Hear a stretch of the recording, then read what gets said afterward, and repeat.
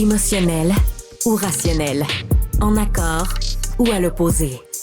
Les rencontres de l'heure. Je pense que Québec solidaire doit devenir un parti de gouvernement et pour ça, il faut faire des choix. Pour ça, il faut changer des choses. Loin de jeter la serviette.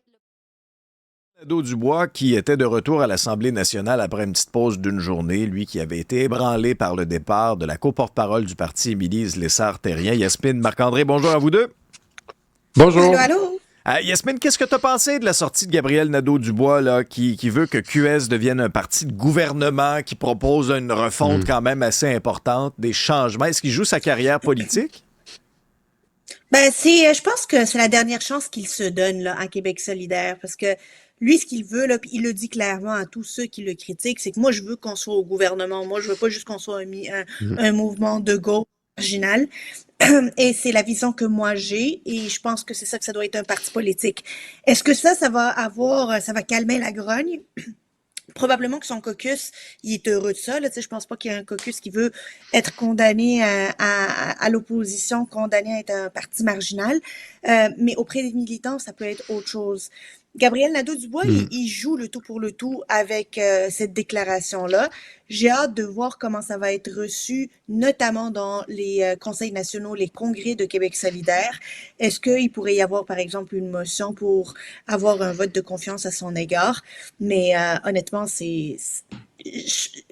comme Marc-André le disait, là, il n'a rien à voir avec Québec solidaire d'aujourd'hui. Gabriel Nadeau-Dubois, il a besoin de passer à autre chose. Moi, Marc-André, j'ai vu pas un co-porte-parole, j'ai vu un chef de parti hier. Ouais, c'est clairement, c'est ça qu'il a essayé de montrer hier, d'être le chef, d'aller de l'avant, de montrer que c'est lui qui mène la barque. De toute façon, il y a plus de co-porte-parole, là. Madame Lessard-Terrien est pas là, elle n'a pas été remplacée. Mais je comprends que M. Nadeau-Dubois, puis il le dit également en entrevue hier avec notre collègue Paul Larocque au bilan, il dit « Je ne veux pas... » C'est pas un ultimatum, mais moi, je trouve que c'en est un, là. C'en est un, personnellement, pour lui, parce que là, il met 3 conditions, là. Il parle d'une politique, une déclaration politique qui va être étudiée lors du Conseil national à la fin du mois à Jonquière. Il parle d'une refonte du programme qui va commencer lors du Conseil national à Jonquière. Puis il parle de la structure également de Québec solidaire. Donc, c'est sur ces 3 points-là. Si on se reparle dans 6 mois, dans 1 an, puis c'est toujours la même chose, comment lui, personnellement, il peut rester dans cet environnement-là? Moi, c'est là que je trouve qu'il s'est un peu peinturé dans le coin, même s'il le voulait pas. Et M. Nadeau-Dubois va devoir aller beaucoup plus loin, là. Quand hier, avec notre collègue Paul Larocque, il se fait poser la question, Paul lui pose la question, c'est sur la structure, qu'est-ce que vous voulez changer? Mais M. Nadeau-Dubois, autant sur le programme, sur la structure, il dit, tu sais, ça a fait son temps, le temps a évolué, le monde a changé. Ouais, mais OK, Gabriel, qu'est-ce que tu proposes vraiment? Il va falloir qu'il saute dans la piscine totalement, pas juste essayer de se pointer le bout du gros orteil, là. Il faut vraiment qu'il se pointe puis dise, voici, moi, qu'est-ce que je propose à Québec solidaire, puis si ça marche pas, qu'il retourne chez eux, qu'il retourne faire d'autres choses, il veut dire, c'est pas quelqu'un de dénué de qualité. Je veux dire, il pourra pas non plus faire le travail à moitié, là. Hier, il était très lucide, il y avait un constat, il y avait vraiment une vision. Il a fait un peu de judo avec l'histoire d'Émilie Lessard-Terrien, mais maintenant, GND, qu'est-ce que tu proposes, là? C'est quoi vraiment concrètement que tu proposes aux gens? S'il veut changer la barque de côté, il n'y aura pas le choix de passer par ce travail-là, de proposer puis des choses précises. Qu'est-ce qu'il veut enlever du programme? Qu'est-ce qu'il veut ajouter dans le programme? Hein? Une co-porte-parole-là, qu'est-ce que ça veut dire pour lui? Pour moi, hier, c'était pas clair, là. Mais ça, Yasmine, est-ce que ça va marquer la fin là, du concept de co-porte-parole-là? Il y a ce rassemblement solidaire qui s'en vient au mois de mai. Est-ce qu'on va régler une fois pour toutes cette question-là? Et comment les membres vont accueillir les propositions de GND? Ça, j'ai vraiment hâte de voir ça.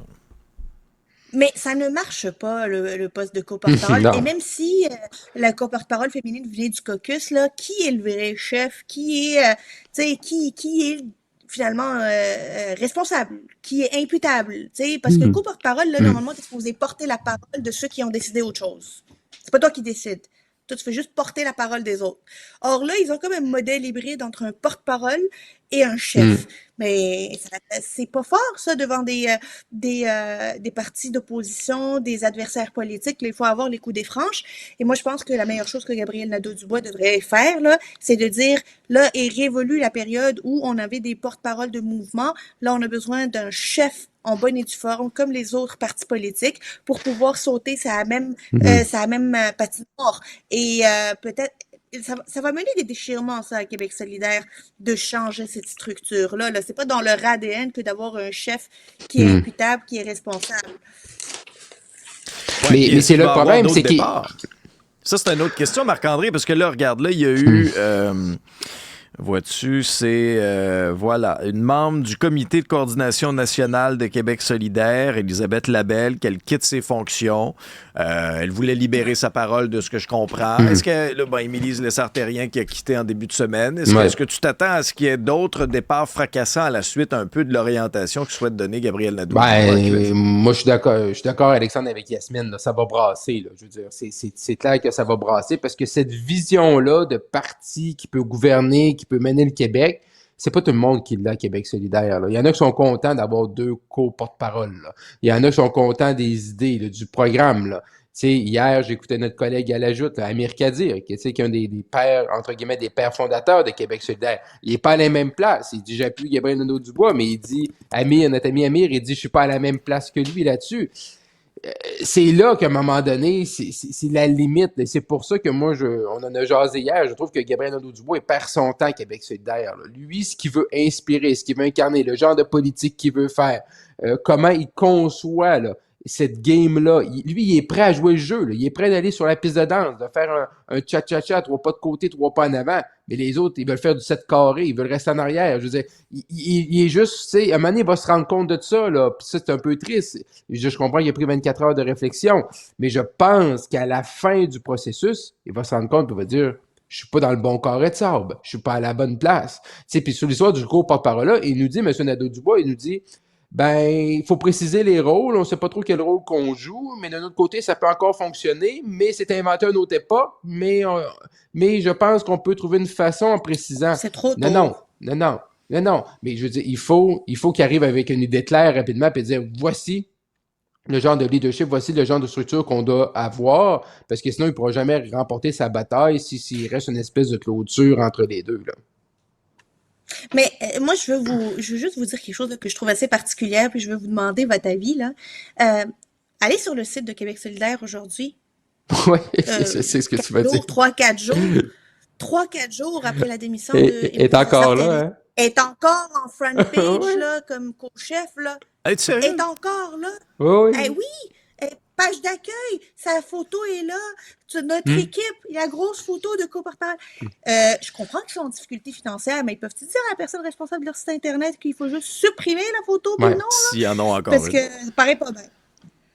Oui, mais Yasmine, hier j'ai vu ça. Je savais exactement où ce que tu t'en allais exactement. On voit l'image à l'écran présentement. Parce que moi, hier, M. Nadeau-Dubois nous parlait de la déclaration politique qui va être débattue du côté de Jonquière. Là. Puis à un moment donné, il a comme dit la déclaration de Jonquière. Mais moi, la déclaration de Jonquière, là, je la connais pas. Là, je la cherche. Là, je vais sur le site. Là, après ça, je la trouve pas. Là, je vois la photo. Là, après ça, j'écris à l'équipe. J'écris hier soir à l'équipe, là, avant le bilan, l'équipe de M. Nadeau-Dubois, 2 personnes. Ben là, on me dit, parle à l'autre, parfait, OK. Mais là, il me dit, habituellement, on donne pas ça aux médias avant, là. Ben, OK, je comprends, mais là... Ouais, mais là, c'est parce que ton chef, là, tu sauras à Jonquière, la déclaration de Jonquière? Ouais, mais Alexandre... Tu sauras à Jonquière. Oui, mais... Ben ouais, c'est ça. Je vais attendre le 25 mai. Non, mais je veux dire, mais c'est M. Nadeau-Dubois là, qui nous dit que c'est comme une espèce de condition sine qua non, qu'il faut que ce soit là que ça brasse, puis il faut changer ça, il faut qu'elle soit adoptée. Mais là, on n'est même pas capable de savoir c'est quoi cette fameuse déclaration de Jonquière, là. Bon, parlant de choses qui brassent, Pierre Poilievre était de retour à la Chambre des communes après s'être fait expulser pour des déclarations qu'il a fait. Il avait un ton plus posé, hein, Marc-André? As-tu remarqué? Vraiment, là. Non, il lâchait pas le morceau sur les drogues dures, mais il avait un ton beaucoup plus calme. Oui, parce que l'enjeu est bon, là. L'enjeu est réel, ce qui se passe du côté de Vancouver également, ce qu'on essaierait peut-être même de copier, imiter, là, malheureusement, du côté de Toronto, même des idées comme ça du côté de Montréal. Fait très, très calme, très posé, mais c'est tout le temps ça. En politique, là, moi, là, mettons, quand j'étais chef de cabinet puis j'étais le seul employé qui assistait au caucus, quand on pensait que c'est un caucus qui allait brasser, là, hey, tu dis demain matin le caucus, là, ça va brasser, on va se faire ramasser sur telle affaire, c'était calme. Mais le caucus que tu n'avais pas prévu, hey, là, tu te faisais rentrer dedans. Là. Mais hier, c'était un peu ça. Là. Hey, tout le monde textait, écoutait la période de questions. Tout le monde qui suit ça politique comme nous. Là, là, faut se mettre là à 2h15, écouter ça. Hey, là, c'était calme. Mais je pense que Pierre Poilievre s'est quand même rendu compte, peu importe là, sur qui a raison, qui a tort entre lui et Fergus la veille, qu'à un moment donné, tu es obligé de comme calmer les esprits. Tu peux pas montrer que tu es un excité non plus à tous les jours de même. Il est arrivé un épisode, faut que tu l'as encore là-dedans, puis tu es mieux de continuer. Sur ton enjeu qui est bon sur le fond, puis d'avoir beaucoup plus posé, t'es plus scripté, très posé. Fait qu'il vraiment, il n'y a pas eu de débordement hier. Hein. Ouais. Il y a l'expression qu'il avait utilisée, wacko. Hein? Puis là, on se dit, non, ça vient d'où? Ça me semble qu'on a déjà entendu ça. Et Yasmine, les libéraux ont vraiment essayé de coller l'image de Pierre Poilievre à un personnage qui utilise cette expression-là assez souvent, le Donald. Le Donald, ben oui, mais je pense pas que Pierre Poilievre a dit c'est quoi les expressions que Donald Trump utilise, là, je veux me les approprier. C'est le jeu des libéraux, c'est la stratégie là de les coller les deux ensemble. Oui. Ben, elle n'a pas fonctionné, hein, à date, on l'a eu dans le sondage, là, c'est pas comme si la stratégie était bien bonne, ni le striptease. D'ailleurs, ils devraient changer de stratège, peut-être les libéraux, parce qu'à date, là, c'est pas mal un flop. Mais Pierre Poilievre, il n'adopte pas nécessairement le discours de Trump, mais on a l'impression, on retrouve des points de comparaison, des points de ressemblance dans l'attitude, là, tu sais, l'attitude batailleur, là. C'est un goût, là, il est toujours prêt à aller se battre, toujours prêt à aller insulter, toujours prêt à shaker la baraque. Mais là, il doit montrer que c'est un homme d'État, là, qui est digne de représenter le Canada. Là, il est rendu à l'étape là où il a fait le plein d'affection, d'attirer l'attention des électeurs. Là, maintenant, il faut qu'il porte la tunique du premier ministre du Canada. Est-ce qu'on veut d'un gars qui est aussi soupolé rapidement au G7? Tu sais, il faut se poser ce genre de questions-là. Là, maintenant, il doit se donner une stature un peu plus haute. Mais Marc-André... Des membres de son équipe faire ce job-là. Mais Marc-André, les Canadiens le voient quand même comme premier ministrable, parce qu'il caracole dans les sondages. Là, tu suis le compte. Oui, on suit le compte. Hier, avec les Abacus, 99 centièmes, là, c'est atteint. Là. Hier soir, là, on a atteint ça. Le 100e sondage consécutif où les conservateurs sont devant les libéraux. Puis je regardais là, en détail le sondage Abacus Data. Là, quand tu demandes c'est qui le meilleur premier ministre, qui va remporter, c'est Pierre Poilievre tout le temps. Là. Je veux dire, c'est lui. Là. Mais même, c'est encore plus bizarre, c'est que on se rappelle que M. Trudeau a commencé son striptease le 28 mars sur le budget.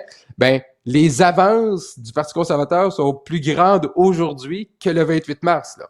Fait que, tu sais, je veux dire, toute cette grande stratégie-là, là, de nous annoncer 3 fois la même affaire. 57 milliards de nouvelles dépenses se sont transformées en 61 milliards de nouvelles dépenses selon les derniers chiffres du directeur parlementaire du budget. Tout ça, ça donnait rien. Mais je veux juste faire une petite parenthèse sur, tu sais, OK, là, ils ont pris les libéraux, ils ont pris une petite vidéo, puis là, wacko, puis moi, ça me fait rire. À chaque fois qu'il y a un politicien, surtout quand c'est le cas de M. Poilievre, on dit « Hey, Poilievre a dit ça, là, ça, c'est Trump. Ça, c'est Trump, c'est du style Trump. » Mais moi, je vais vous ramener au 6 octobre 2008 un discours qui a été prononcé par un politicien canadien contre Stephen Harper en 2008 lors de la campagne, où cette personne-là a triché Stephen Harper de tricheur, d'arrogant, de rétrograde, de menteur. C'est pas Gilles Duceppe, ça? Gilles Duceppe. Fait que, tu sais, je veux dire, les mots durs en politique, là, ça existait bien avant la première élection de Donald Trump en 2016. Puis dans ce cas-là, je pense pas qu'on peut faire grand rapprochement entre Gilles Duceppe et Donald Trump. Es-tu en train de dire que Trump a copié Gilles Duceppe? C'est probablement ça qu'il est en train de dire. Le discours de Saint-Hyacinthe. Il a copié le discours de Saint-Hyacinthe. Bon, Yasmine, est-ce que c'est nécessaire pour les villes, sous le prétexte de la transition énergétique, puis on veut donc faire le virage électrique, de se payer des gros F-150 électriques à 100 000 $? C'est à la une du journal. Moi, la question que j'ai, c'est ça sert à quoi ce F-150-là? Est-ce que c'est pour un contremaître qui passe sa journée dans son F-150 pour aller vérifier les parcs, les chantiers, et tout ce qu'il y a comme travaux? Je n'ai rien contre ça. Si c'est pour le directeur général de la ville pour qu'il puisse passer de chez lui à son bureau avec le 150, j'ai un gros problème avec ça. Je m'attends pas que les employés, là, notamment les gestionnaires des cols bleus, ceux qui sont vraiment là en train d'asphalter, de nettoyer, de préparer le terrain, à ce qu'ils roulent en minoune, là. Je m'attends pas à ça. Je m'attends pas à ce que des villes achètent des Lada.